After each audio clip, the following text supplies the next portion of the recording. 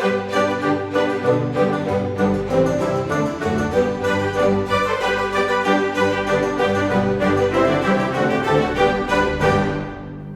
my name is Erdos. I'm the secretary of the newly reformed or reborn itSMF San Francisco Bay Area local interest group, and we are thinking about how can we revitalize a little bit what we are doing. Previously in the league, we always had some meetings. Some people came, some others not, and then there was nothing for months. So we have decided we will do something online as well, beside the face-to-face meetings. And this is our first trial. So please forgive us for anything that is not working well. But we try the best to talk about things what are the most interested for us. Probably a lot of you know the practitioner radio from Pink Elephant. This conversation will be something like that. I want to talk with Hardeep Singh, my friend, about what is interesting for him, what is he doing, and what advices can he tell us. Yep. Thank you, Ivan. I'm Hardeep, and I have been in service management for 10 years, and currently I'm a co-founder for Costnomics, where I'm reimagining the IT financial management platform. So I think my deep interest has been in IT financial management as well as configuration management. Mm-hmm. So those are the two key areas that are very close to my heart. Mm-hmm. And what are you working on recently? So currently what I'm doing is I'm working on a platform, mm-hmm. which is IT financial management platform, where we are trying to leverage ITIL, what ITIL prescribed as business and technical services, and trying to bring IT as a service model to the CIOs and the CFOs.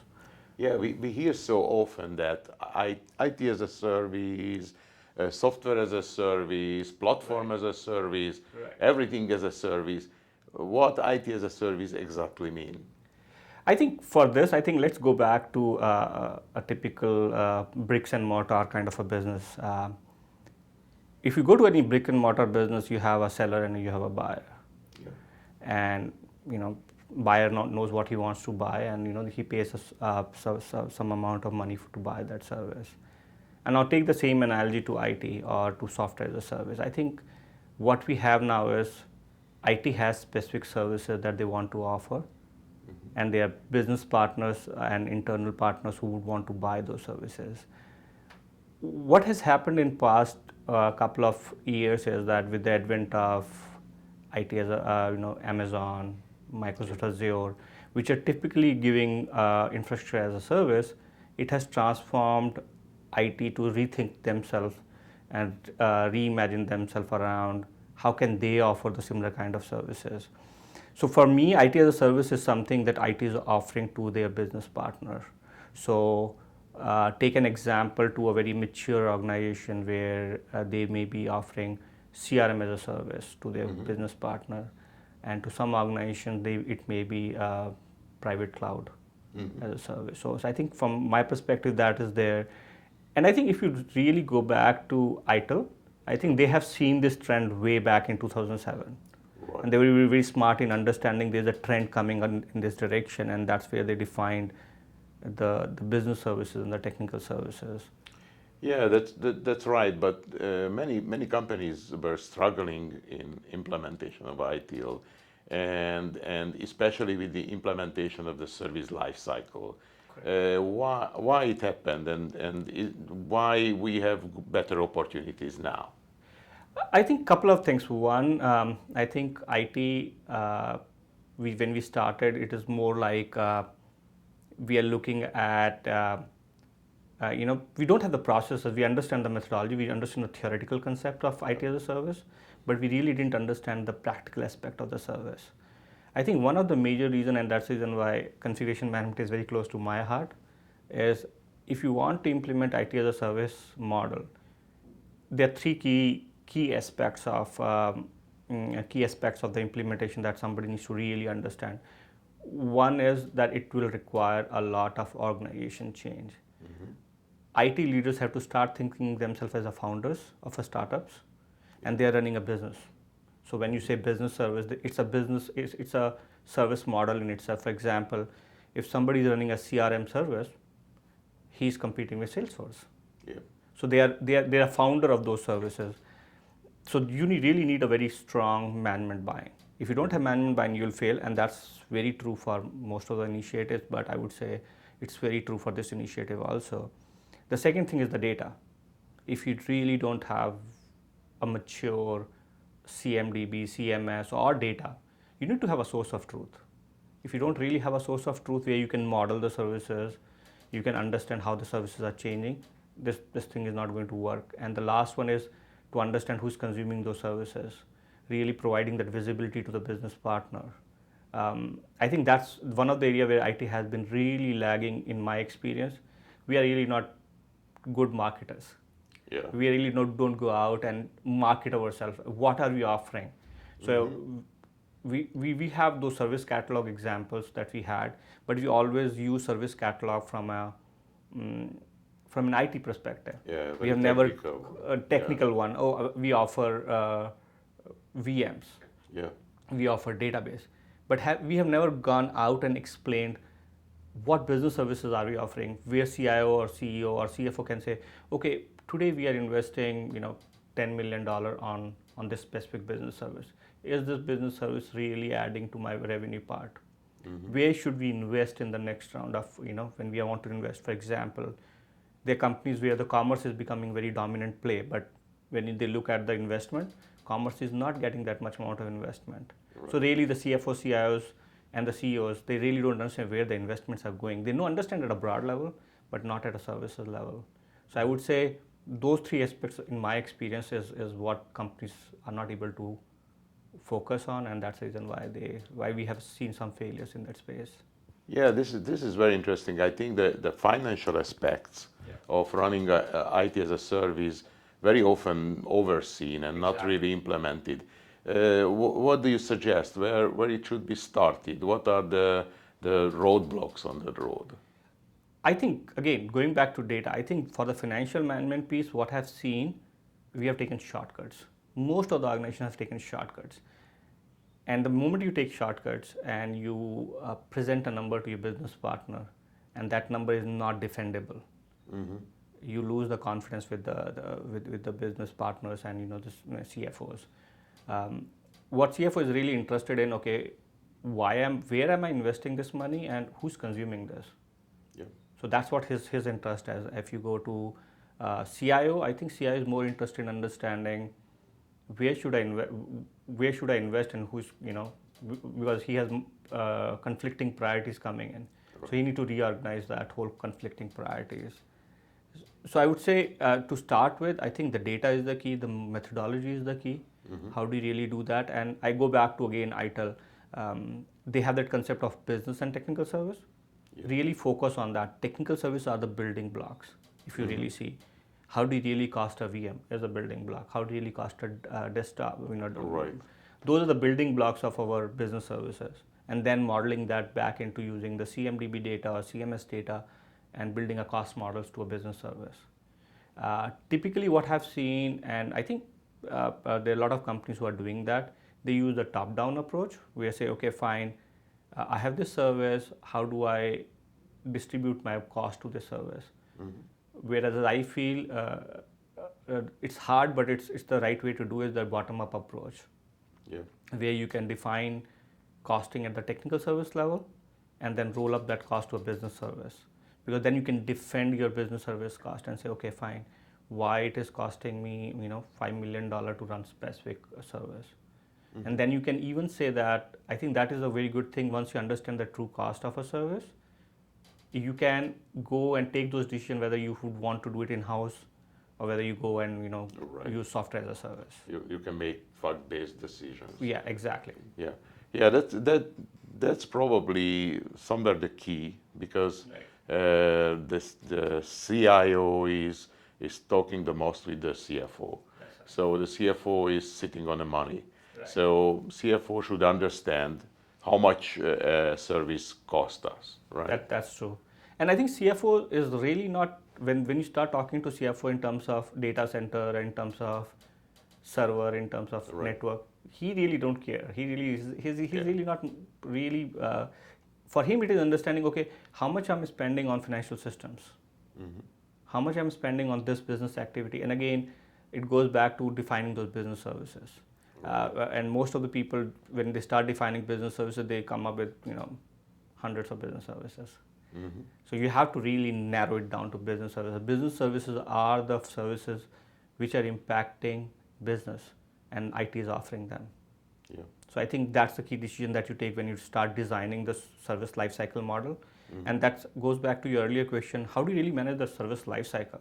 Right. And then it ties back to your project and portfolio management, right? Because if you define your business services in a very, you understand the business services, then you can, when you're doing budgeting, you can start budgeting from that perspective and say, how much do I invest into this service? Because I think these are the capabilities I would want to add to this service, and this will in turn give me returns on investment based on what my business is going to consume.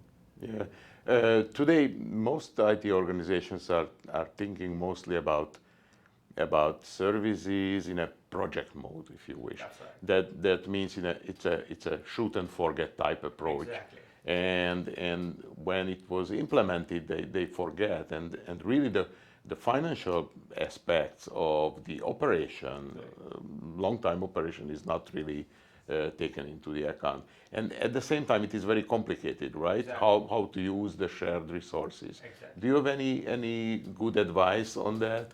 I think in my experience, the way we have done is you have some services which are very consumer driven.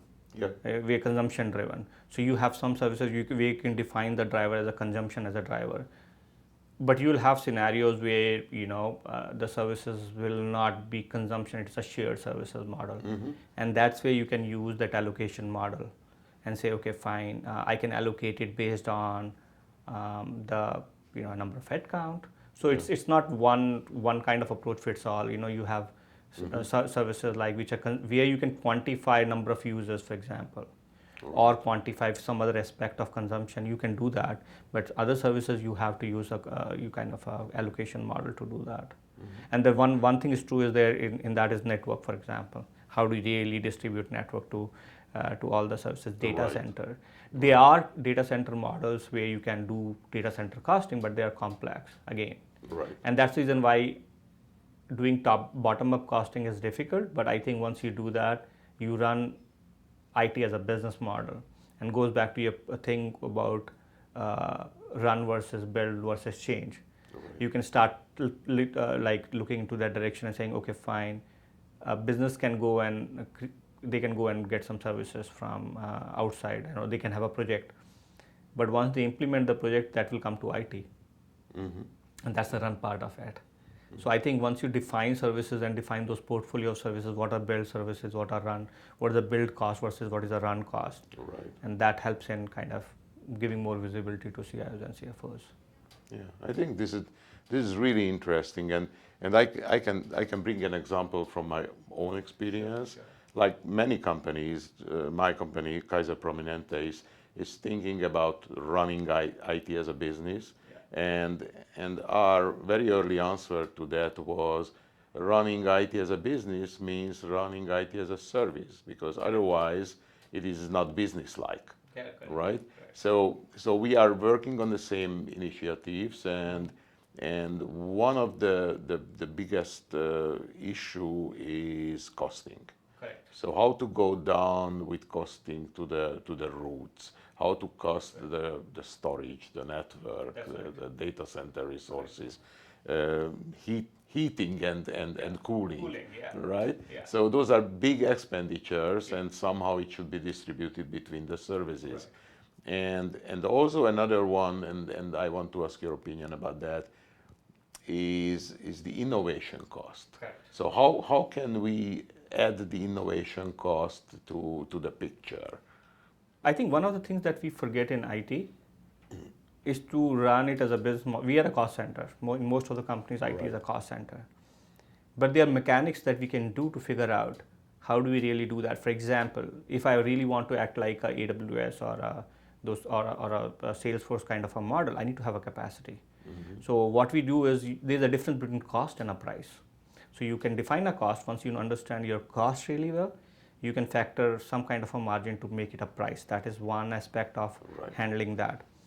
The other aspect of handling is that you create a portfolio in itself, which is an innovation portfolio, which company, and again it goes back to organization, senior leadership, where how much do they really want to invest in the innovation and use it as a kind of a, I don't want to use the word tax, but something like that kind of thing, which can be applied to all services. Because innovation is key, and that's the reason why, if you go back to Gartner's methodology, they always do break these things to three buckets: run, build, run, and change. Change is what the innovation is. So you need to define your portfolio into these three key buckets. And the services, some services you would want to spend some money. And I think it again goes back to the transparency, right? So if you understand your cost really well and you understand the different thing, you can say, okay, fine, I'm going to optimize this cost and use that money for the innovation for that service.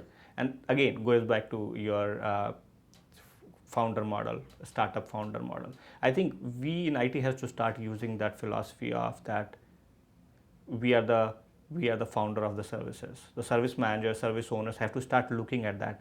And another key aspect is we have to provide them systems where they can run those, IT as a service model.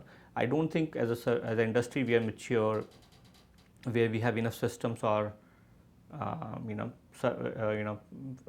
enterprise system where we can run it as a service model.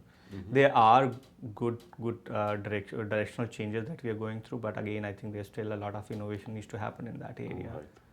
Like for example, CMDBs have been, I think, has been a key area of IT, and that has been, there are some really cool technology coming up now where you can do the modeling from the top down rather than doing the discovery. So you can do a horizontal versus a vertical discovery. So there are good technologies coming in.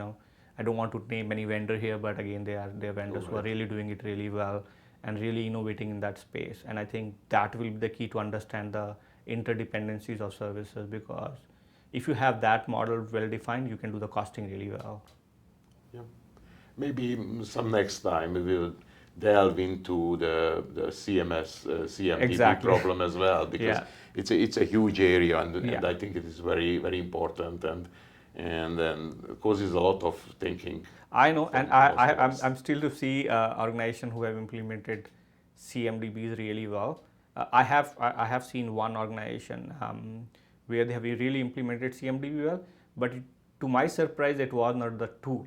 It was the process that was really good, and that changed my perception. Yeah, tools are necessary in that whole thing, but if you are able to get the process aligned really well around CMDB, and also get the management buy-in, and say, okay, fine, if you're going to use CMDB, everybody has to use that.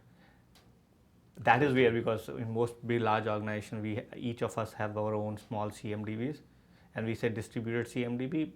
Theoretically, yeah, it should work, but in logical, in practical experience, I've seen that's where the whole data boundaries break.